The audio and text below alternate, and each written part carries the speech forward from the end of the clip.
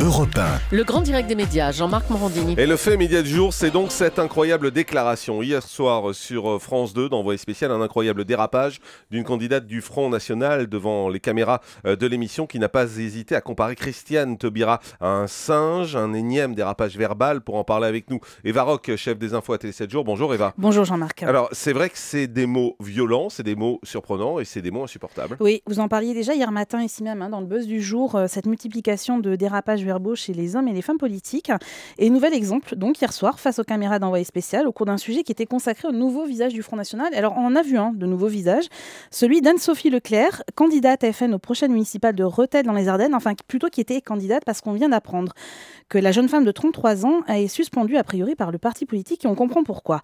Parce qu'en fait, pendant ce reportage, la journaliste lui demande des explications à propos d'une photomontage qui est diffusée sur sa page Facebook et sur laquelle on voit à gauche un bébé singe des 18 mois et à droite Christiane Taubira. Donc la journaliste lui demande des explications sur cette photo de toute évidence à connotation raciste. Réponse de la jeune femme. Et justement, moi je voulais juste vous montrer une photo et vous demander ce que vous en pensiez de cette photo. Celle-ci, je l'ai vue. Et honnêtement, je l'ai mise sur mon réseau. Justement, ouais, je l'ai trouvée effectivement sur votre Facebook. Oui, bien sûr. Qu'est-ce que veut dire ce photomontage exactement? Tout est dit entre les mots. Hein.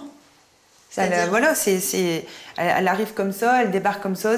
Franchement, c'est une sauvage, quoi. Elle prend tout le monde. Quand on lui parle de quelque chose de grave à la télé, aux informations, n'importe où, elle vous fait un sourire, mais il faut voir un sourire du diable. Les personnes qui ont tué, mais c'est pas grave, on va leur mettre leur bracelet et puis ça sera déjà bien. Mais parce que ce genre de comparatif des Noirs avec des singes, ça fait partie quand même de toutes les thématiques du racisme primaire. En général, non, ça n'a rien à voir. Un singe, ça reste un animal. Un Noir, c'est un être humain. J'ai des amis qui sont noirs et c'est pour ça que je leur dis que c'est des singes.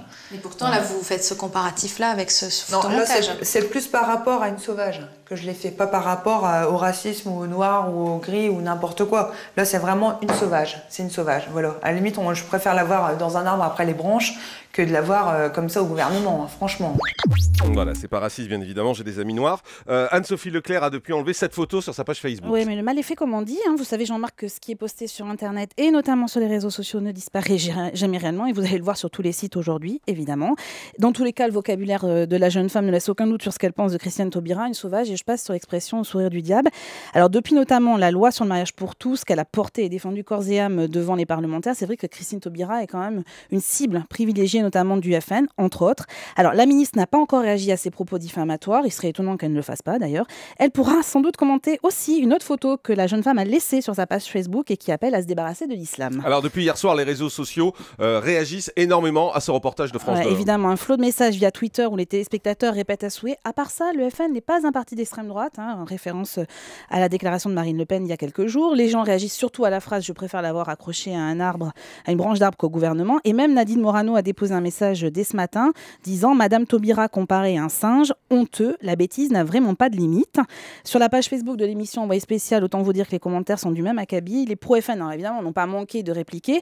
Et donc, on assiste depuis hier soir à une escalade dans la violence des propos utilisés par les uns et par les autres. Ouais, on rappelle ce que vous nous disiez juste en commençant en même temps, c'est qu'elle est suspendue du Front National. Du Front National. Alors, comment expliquer cette multiplication de dérapages verbaux et autres insultes entre politiques depuis plusieurs jours? Alors, comme vous le disiez hier, Marion Maréchal Le Pen traitée de conne, tout comme Nadine Morano, des députés qui s'insultent après que certains ont trouvé malin de cacter dans l'hémicycle. Alors, pas de quoi redorer le blason des politiques dans une période où quand même les Français expriment une défiance qui est de plus en plus importante à l'égard des élus. Alors on va dire que c'est un contexte de crise et surtout, et évidemment, les échéances électorales en vue qui expliquent ça, en partie cette surenchère d'insultes. Alors, élections municipales en mars, élections européennes en mai.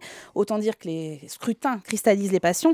La victoire du FN à Brignoles la semaine dernière en est l'exemple. Alors, déferlement médiatique, petites phrases dans chaque camp. Une chose est certaine, on assiste quand même à une libération de la parole qui est stupéfiante, notamment à la télévision et sur les réseaux sociaux. Les barrières du respect ne sont qu'une illusion. Un spectacle politico-médiatique dont j'ai envie de dire qu'il n'est pas prêt de s'arrêter, malheureusement. Et là, c'est effectivement. Merci beaucoup Eva Roch, chef des infos à Télé 7 jours.